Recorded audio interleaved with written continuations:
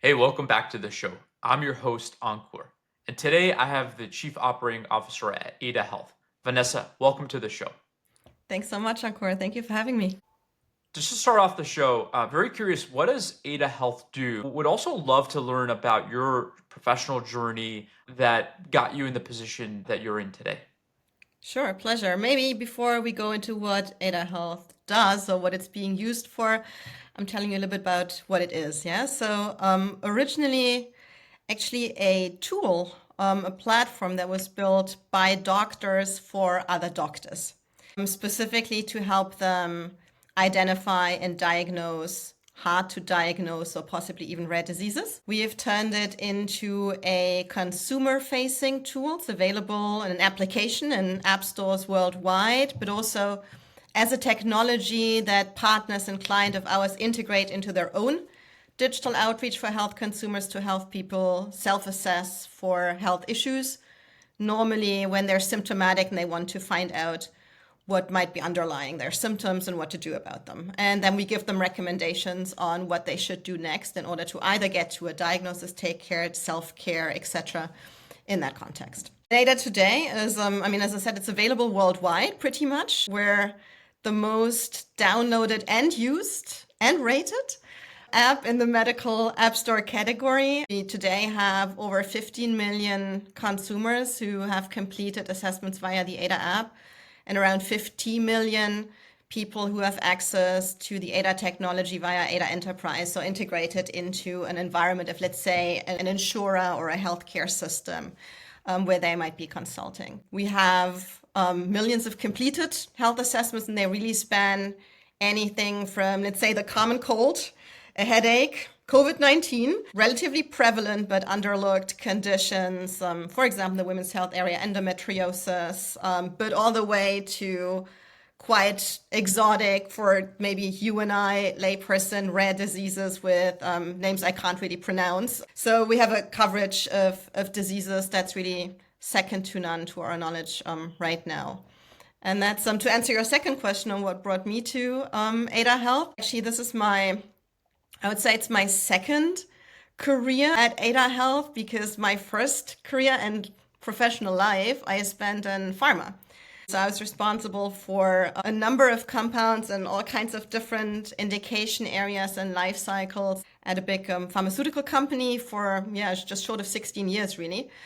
And I found that whether it was in cardio or in ophthalmology or in women's health, actually the common denominator, of course, it's about learning and educating about the molecules and the treatments, but really the common denominator to making the biggest difference in outcomes is getting the right people to the right diagnosis quickly.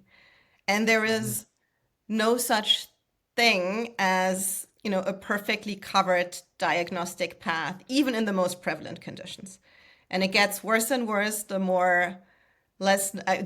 lesser known or the rarer conditions are, where it's really difficult to put people onto the right path to a diagnosis. And it's on the basis of that insight that I started researching, which kind of tools would be available to help those diagnostic journeys, and looked at a couple of them and came across Ada and started toying with it a little. So this is like 6-7 years ago. So I became a user myself, said, oh, that's a pretty cool tool to just also self-assess at home for anything, really, because I was quite impressed with the then synthetic cases that I tried in Ada, and Ada just always got the diagnosis right. So it's very impressive to have that diversity of coverage and the accuracy of the assessment. And then having worked in lots of indication areas, but to women's health and rare diseases particular, close to my personal heart,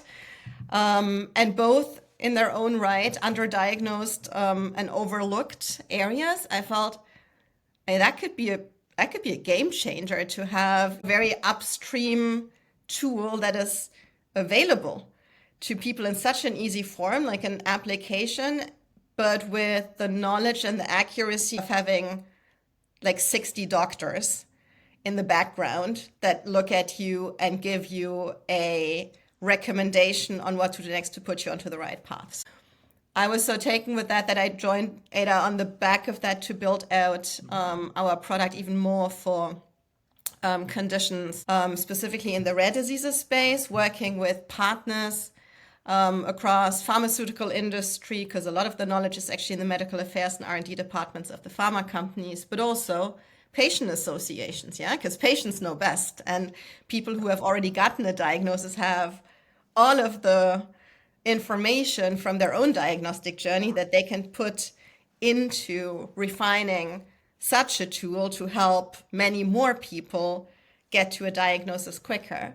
Professional associations, research institutions. Well, long story short, I mean, we did and still do a lot of work with these institutes to make sure that ADA is always the best it can be in terms of the coverage of diseases, including with information that is not publicly available. And then and this is the benefit, I guess, of joining a startup, like on the back of that first work sort of, kind of like morphed into lots of different jobs at Ada, always identifying what we would need to do next. And yeah, ended up COO and also Chief Quality Officer, so responsible for our quality adherence in a very regulated healthcare space, and the Chief Client Officer. And that's still what I do with a lot of with a lot of motivation and a lot of passion today. Really appreciate that overview, Vanessa. And I think you touch many, many lives. I think the impact that you're having at ADA is quite massive. But just to take a step back, before ADA, or let's say in lieu of ADA, how would these individuals have gotten the outcomes that they were looking for? Because I think the thing that ADA does beautifully is blend software in with what professionals also provide, right? But I think that is what I would say is still more of an anomaly in the healthcare space. I think a lot of it's very much traditional ways of providing care. So I'm curious, absent ADA, what are the alternatives for these individuals to get the care that they need? And maybe if you could speak to that pain point of that pre-existing way of going about and seeking care, the problem statement that the ADA is trying to solve, that would be very helpful. Yeah, totally. I mean, you already, while you mentioned you probably thought of your own healthcare experience, you've probably not been healthy every single day of your life. So that's one or several examples already, right? I mean, what do you do when you don't feel well, depending on where you live and how accessible a healthcare professional, maybe a doctor, is to you.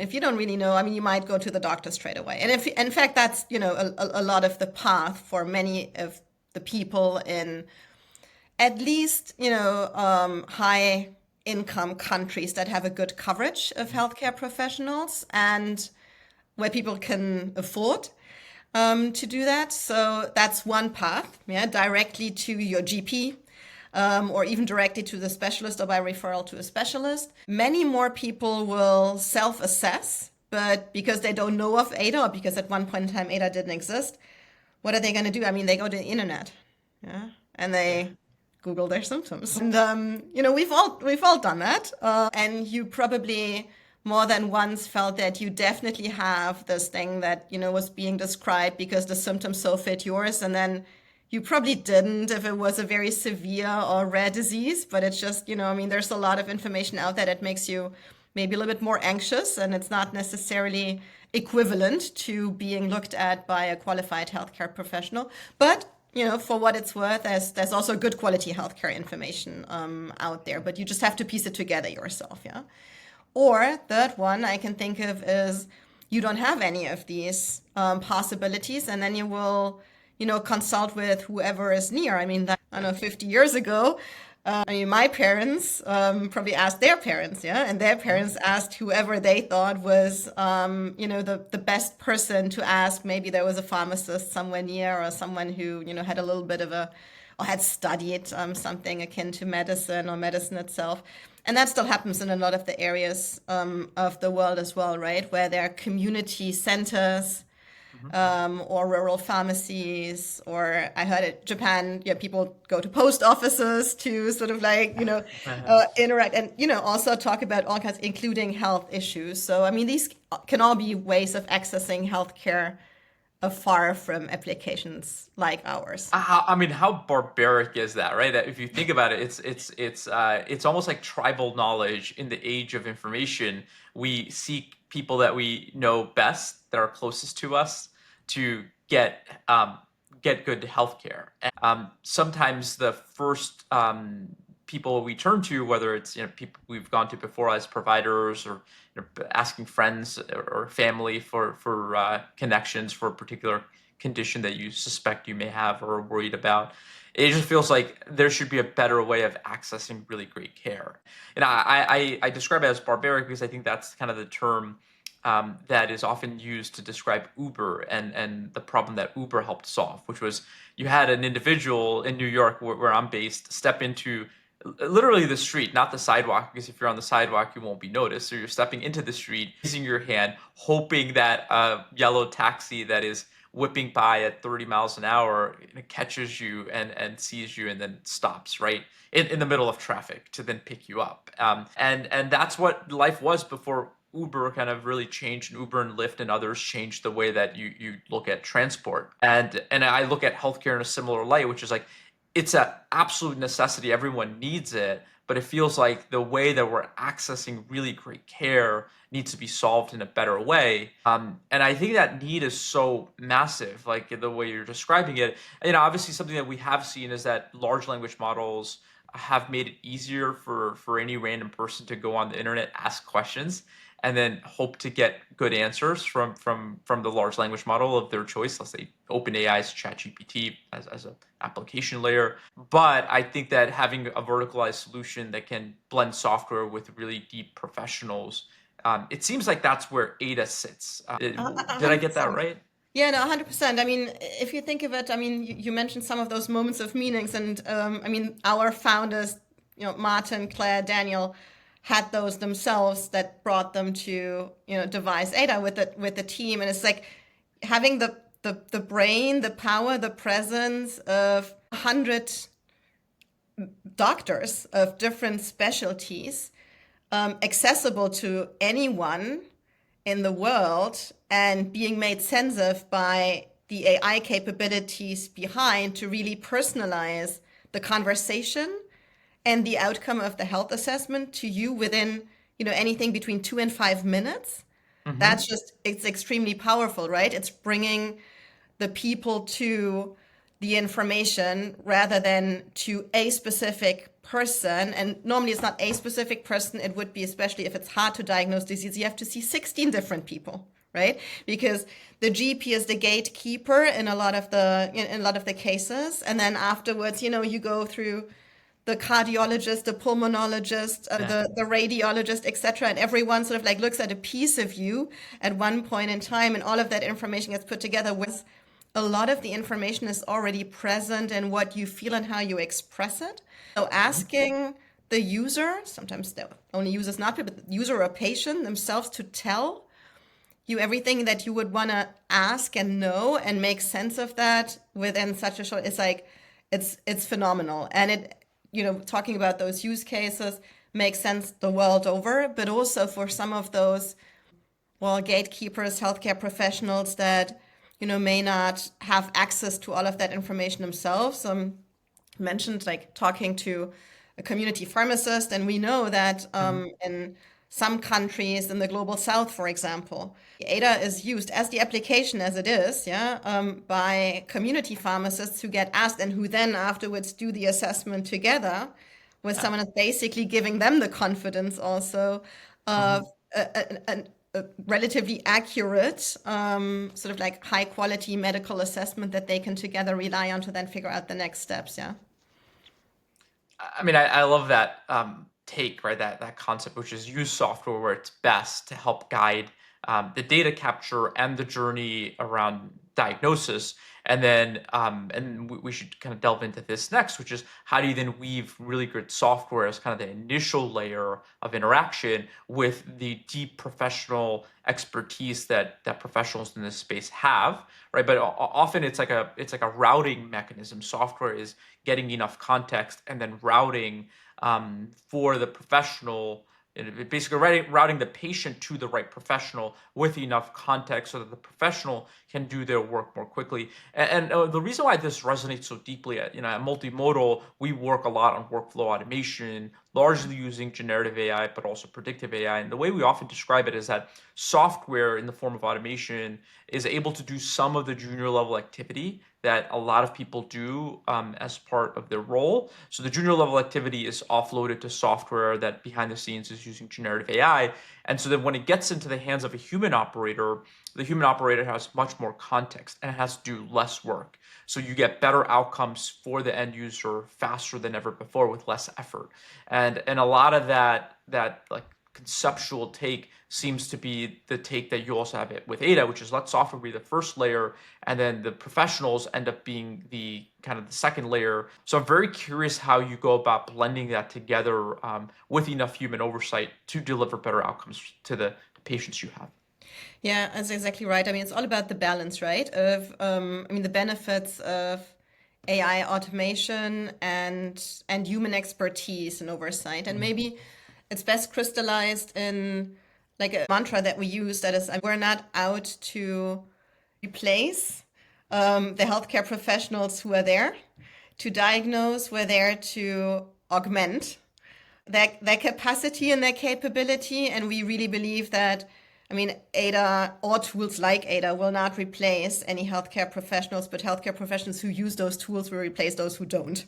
So if I bring that to how do we work, as we have actually a quite sizable number of doctors in our team who are, I always call them doctors who code. Any of the information we get in whichever form is seen by normally at least 4 doctors, so 8I principle here, yeah, and ingest into our own coding language and environment. And also the testing is being done iteratively by a number of doctors and with a number of different perspectives. And this is just the internal sort of like testing on the vignettes we have ourselves, both real and synthetic.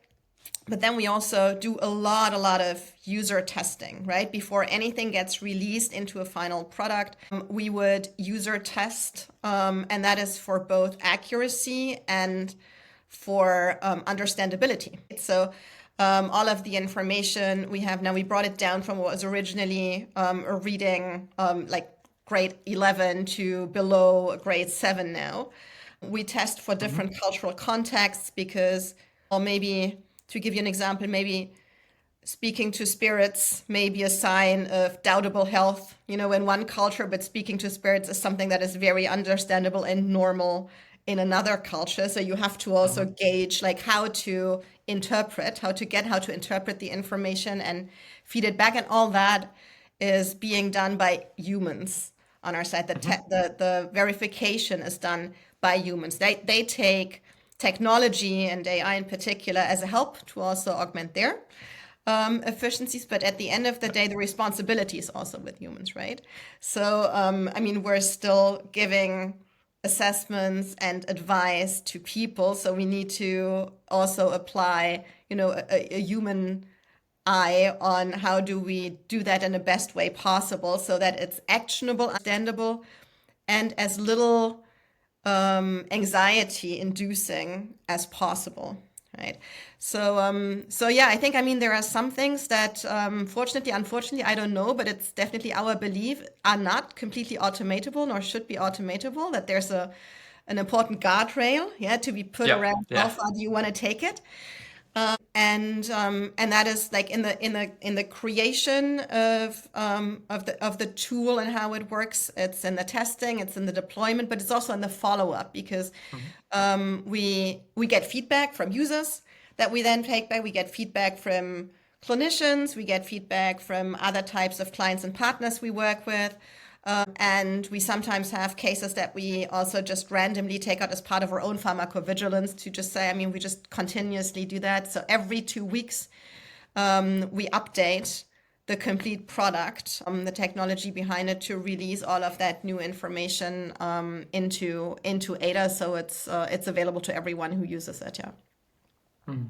So it seems like you have internal specialists internal to Ada that are helping with the creation of the software and the software experience, right? So it's a really deep domain experts are helping work along with the programmers that can, and sometimes they have, as you said, the ability to program themselves, but they are going and building this with their expertise in mind.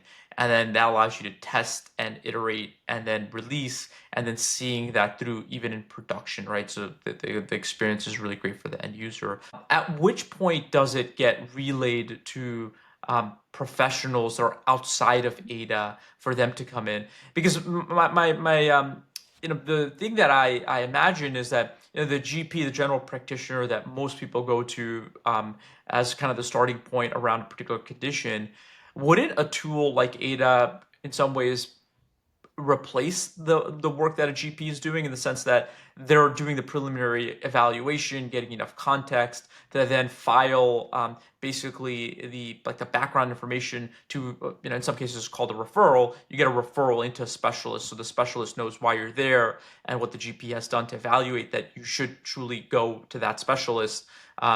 Doesn't Ada kind of fill that void? I'm just trying to figure out how it interfaces with the GP base out there that exists.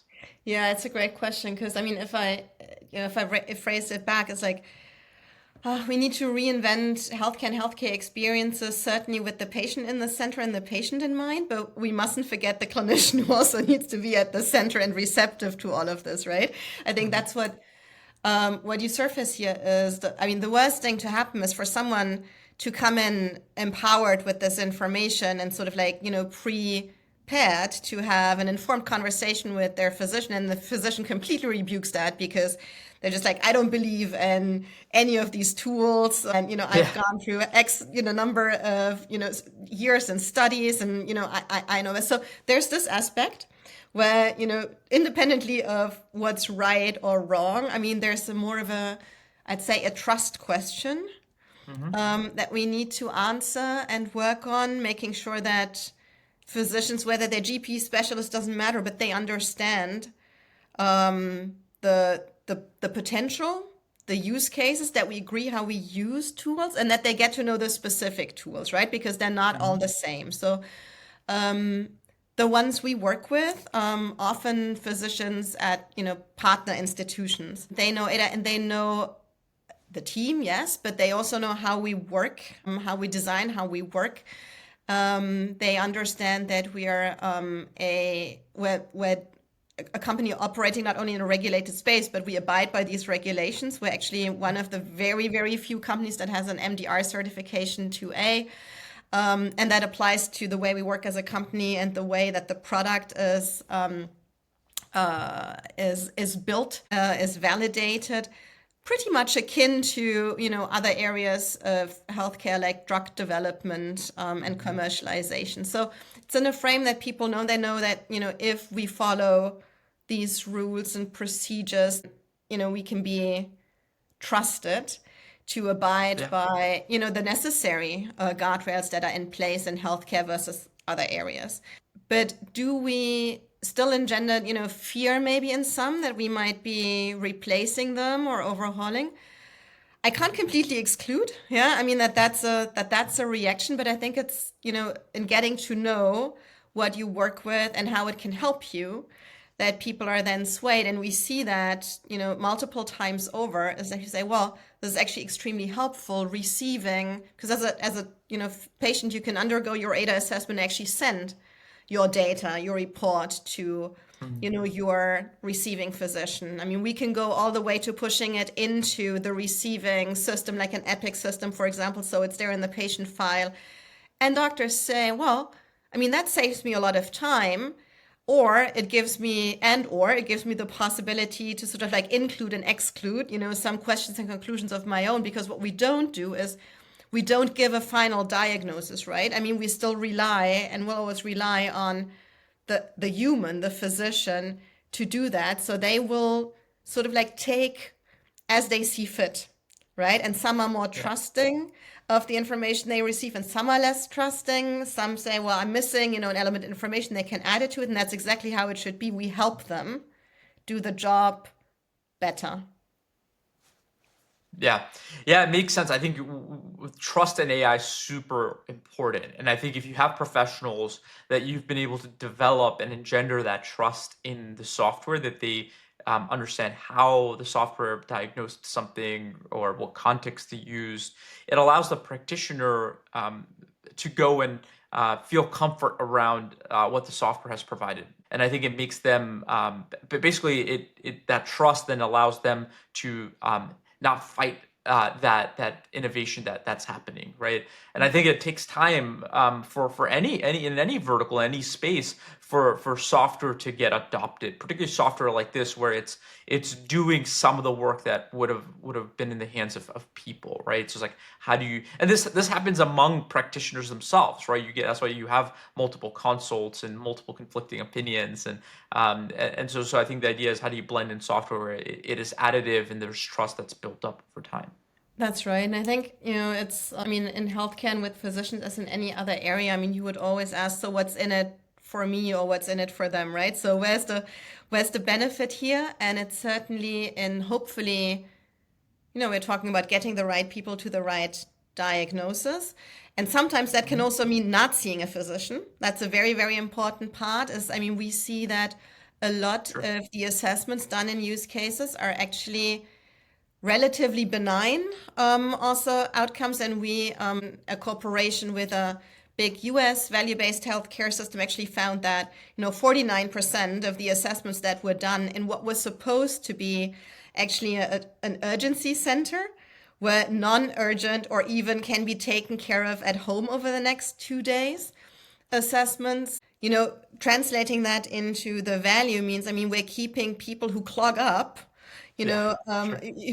who clog up, valuable physician time in the urgency care centers for those who really need it. But we also are able to help smartly triage those people who really need to urgently talk to or see a clinician all the way to the top of the queue. That makes it quite tangible for the physicians, right? And you say, Yeah. like in numbers, for 100,000, ADA assessments completed, I mean, you're saving upwards of 500,000, um, you know, 500,000 sort of like dollars to the bottom line and, 1,500 hours of physician time. So that makes it quite tangible. Now, that time can be used, I mean, hopefully also for the clinicians to do some of the things that, Mhm. make them come off a very full schedule, but also just to see the ones who really need to see them and on more value added tasks. Yeah. Yeah, I think that's right. I think that some patients may not need that urgent care, and so if you could route that more effectively, and that this goes to kind of the concept you mentioned earlier, which is using AI to augment the capacity and capabilities of people, right? So instead of having people kind of do that initial triage, you could have software do it. So let me ask you kind of a different question, maybe kind of switching gears here. Obviously, generative AI, large language models, and all the applications that have come about have changed consumer expectations on how to interact with technology. And when we look at healthcare, a lot of, at least anecdotally, and I'm curious what trends you're seeing, but anecdotally, a lot of people are turning to the software as a source of truth. It's their first kind of point of like truth seeking or information seeking. Perhaps in some cases, like circumventing the like Google searches out there. So people ask these LLMs, whether it's Perplexity or ChatGPT or anything similar, and then they use that. They come armed with that information to their physician. So how has that changed maybe the consumer behavior with software players like Ada that are also in the same space of using software to deliver better outcomes? Yeah. So I mean, and the first one we already kind of touched upon is whereas like when I started 5 years ago, it was still very much about convincing of using these tools at all, but awareness of the presence of such tools, whether that's to users or to physician, but let's stay with the users. Whereas today it's ubiquitous. People know, I mean, I Yeah. can basically ask ChatGPT or Claude or whatever model you want to do. And then it's more about distinguishing between the pros and cons, the benefits and the risks of these different models to be used in a healthcare setting. Yeah. So that's now the next step is like, what does good AI in healthcare look like? And how do we get that across to as many people as possible so that they can make informed choices and or know how to interpret the information, right? So I think that's the biggest change now is more on health and AI literacy, educating about, well, I mean, what we talked about earlier, like what does good, um, what does a good AI tool look like? What does it take? Yeah. How can we maybe combine best of both worlds as well, taking, some of that enormous innovation and generative AI and multimodality Hmm. into some of those other tools while still having the appropriate guardrails in place that make sure that, everything that we play back to yours is medically accurate, sound, and safe. Yeah. But and I think the third part is, I mean, there's an increasing expectation on the part of the consumer, and I mean, I only have to look, into the next room. I have a 13-year-old, so he's always sort of like my best market research, right? I mean, there's an expectation on, what tools need to give you, and it's not necessarily only on content; it's also on you want to enjoy interacting with any application. So I think that sets the bar pretty high to, all of the boxes that a good tool Yeah. needs to check, and where, yeah, it's sort of like a continuous effort to, continue to be on the forefront everywhere there.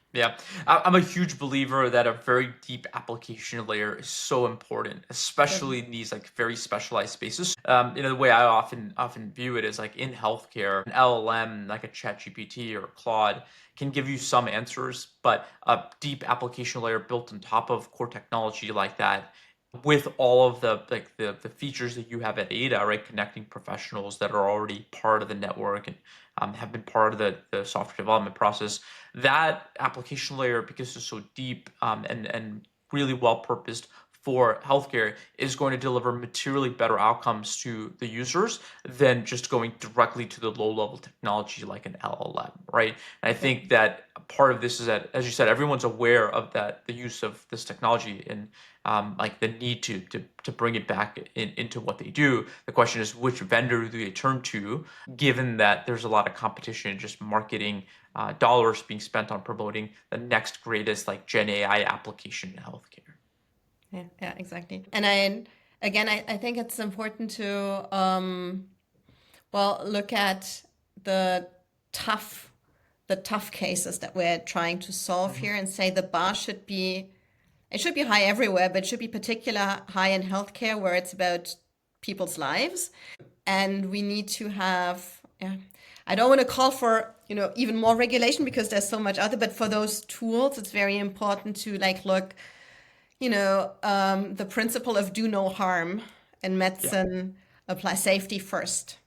Safety before everything else, but it doesn't necessarily have to come at the expense of functionality and enjoyability. And I mean, at multimodal, you do this, and I think it's great. And we're looking at that as well as Ada. Is like, how can we use I mean, these enormous capabilities of LLMs to actually talk better Hmm. with our users, like have them express themselves in even richer, more nuanced ways, and a sort of like free text format rather than choosing between answers that we can relate to. Because take pain for example. Pain is a very common symptom of lots and lots of different conditions, so we get that all the time. We normally measure that on a scale of 1 to 10. Yeah. Yeah. But yeah, I mean, what really? I mean, a pain level 5 to you may not be what pain level 5 to me is, or anyone else for that matter. So, taking the way that I express what I feel as my pain or you as your pain, and sort of making sense and translating it back into how it is received by the physicians who code and test and Hmm. validate.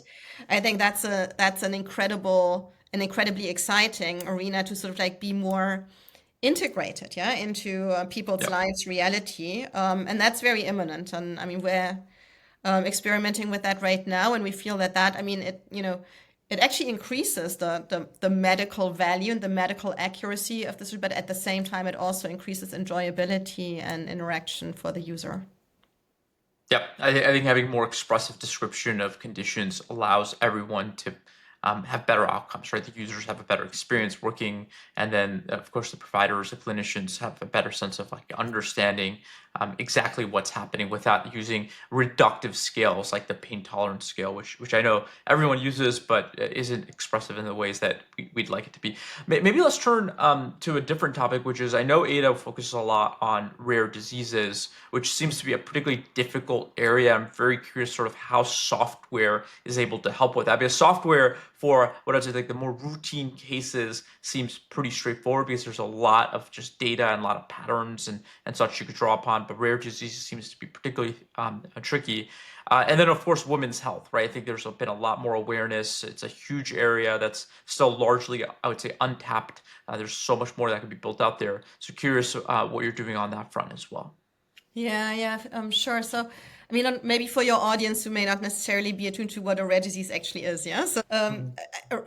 when a disease that is rare means like its prevalence is less than 1 in 10,000 in a population. And there are more than 10,000 currently known rare diseases that taken together, she mean that they're not that rare after all, because that 300 million people worldwide Mhm. actually have a rare disease, but because they're so diverse and so overexpressed, there may be diseases that a couple thousand or a couple hundred people have in the world, and there may be ultra rare diseases that one known case in the world exists. Yeah. Mm. Um, and you have the spread across 10,000 diseases that, in addition, share a lot of the symptomatology with other more known diseases. So let's take pulmonary hypertension, for example, disease of the heart. Honestly, I mean, the symptoms are probably indicative of anything from first a common cold to fatigue to then an asthma, and that's what it often gets misdiagnosed for years until someone sort of like just falls down, and maybe someone says, well, I mean, there's something strange here. I should have a cardiological workup, and then hopefully, you're put onto the right path. Why do I say that? Is they're not necessarily super difficult to diagnose if you had all of the available information at a given time. But who can do that? Even, Mhm. your doctor, when they see you, I mean, they just don't have all of that information, nor can they put it into action. So this is why we've always said tools like ADA should be used to put people onto the right path here, because we can give that indication of saying, well, it's maybe not the most probable disease, but your symptoms fit it so well, you should get checked out for that. And we see that in our assessment base, we actually have an overproportional representation of rare disease assessment compared to the general population. And now we have to figure out, is that because we get used more there, because we actually surface, some of the assessments of people who are not yet diagnosed and the diseases are more prevalent. But, how can we really include that into outcomes is by working together with the receiving physicians or specialist centers to make sure people actually get worked up, either directly or telemedically when that is possible. Or I'm going to give you an example in a set of disease that's called lysosomal storage Mhm. disorders. It's like once you have the suspicion that it could be a Gaucher or a Fabry, you can actually just with a spot of blood, you can diagnose that disease, and you can actually give that blood on a dry blood testing card and get basically diagnosed via a lab test that's being done elsewhere because it's thermostable. Yeah. So you don't actually even have to go to the special. I mean, you still have to have someone taking care of that patient and all of that what the diagnosis means, but still cutting short this path. It's currently like an average of 15 years to diagnose to something that could be 5 days. That's quite powerful. And so to enable that at ADA, we're currently covering more than 400 of those 10,000 rare diseases, which may not sound like a lot, but those 400 actually cover like 85% of the prevalence of Mhm. the rare diseases, right? And so Mhm. these ultra rare cases are a little bit more difficult because you have one known patient case in the world, and modeling that into ADA that's probably a conversation of its own. And we map all of that to ICD code, so it's also easy to receive for any of the in terms of the documentation. You mentioned women's health, which is great because what we see is like, I mean, women's health is yes, underlooked area. Fortunately, it's getting a lot more attention Mhm. recently compared to years ago, which is wonderful. First and foremost, because there are a lot of conditions that are underdiagnosed or misclassified. in women. Yeah, it's women's health, not only, I'd say, the typical sort of conditions you think of straight away that are probably linked to cycle management, heavy menstrual bleeding, endometriosis, menstrual health conditions, but also said like underdiagnosed conditions and underdiagnosed conditions in women, like depression, anxiety-related disorders, but also cardiovascular disorders. So how can we help bringing women to better health? It's great for them. It's also great for everyone else. Well, I mean, we at Ada, we skew female. We see that our user base is like, 78% actually of our users women. And that's in primary profiles, but you can also do ADA assessments on behalf of another person, what we call secondary profiles. And we see that that again is primarily used by women. So around 65% of the secondary profiles are women doing assessments on behalf of their children, on behalf of their partners, on behalf of their parents. So there's a real need here. I mean, logically and by extension, we see in the assessments that ADA does, a lot of those women's health conditions like menstruation-related conditions, I'd say. But we also have, I mean, a lot of mental health related pre-diagnosis like depression, mood disorders, anxiety, not only in women, right? I mean, they express in both, but we do feel that in terms of the contribution also to the understanding of women's health, the prevalence of certain conditions, getting women to diagnosis and care, there's a big role to play. And if I can give one more specific example, we work with our Bayer Consumer Health in the UK, where we actually integrate into their website on women's intimate health. And within very short time frame, so like a little bit more than a year and a half, yeah, more like almost 500,000 assessments were done on ADA on that page on women's intimate health conditions, with that page becoming the second most visited health page after the NHS page. So it goes to show there's a real need for women to find low barrier access, accessible, trustworthy, especially women's intimate health, yeah, trustworthy, sometimes also somewhat anonymous, more anonymous health information that is of high quality. And I mean, if you probably have read the recent McKinsey reports and A.T. Kearney reports on women's health as a factor for the economy. If not, you and all of the audience should, because, if one argument may be added for investing into women's health is that it's obviously great for women and, everyone who lives and loves with them and loves them, but also for the economy, and investing into women's health is a real economic factor. So that's one of the many reasons why we also focus a lot on women and on women's health at ADA.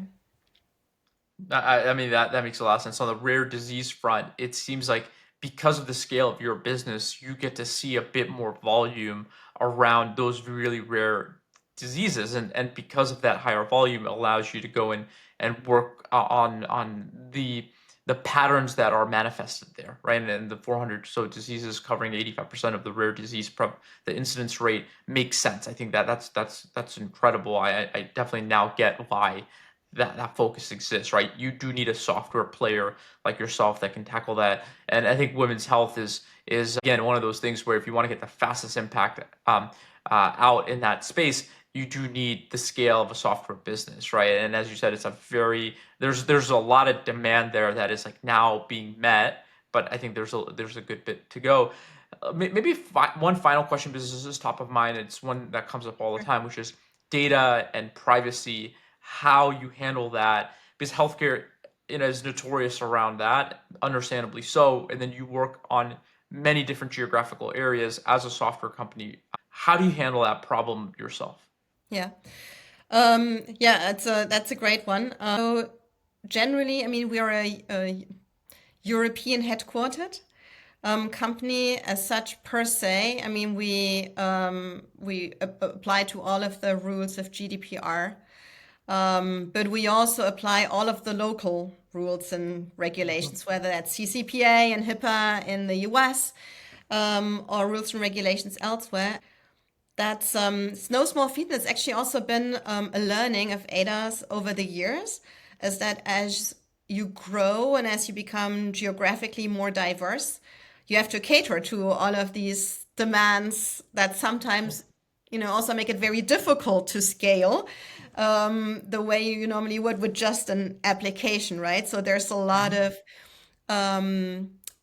teams and build in the background to make sure that the data is being kept where it needs to be kept, stored, processed, analyzed appropriately. We obviously have contracts with all of our suppliers and partners that make sure that they too apply the same rules and regulations that we abide to. Our privacy policies, unfortunately now, but that's just, the consequence of it is also grown from, I think, what was originally when I joined, probably like 4 pages to something more akin to 30. It just means we take a lot of care to make sure that the data is the user's data, and it's very sensitive personal and health Mhm. information. So we have lots of different elements of verification and access controls and safeguards on who gets to see what for which reason, pharmacovigilance, for example, Yeah. versus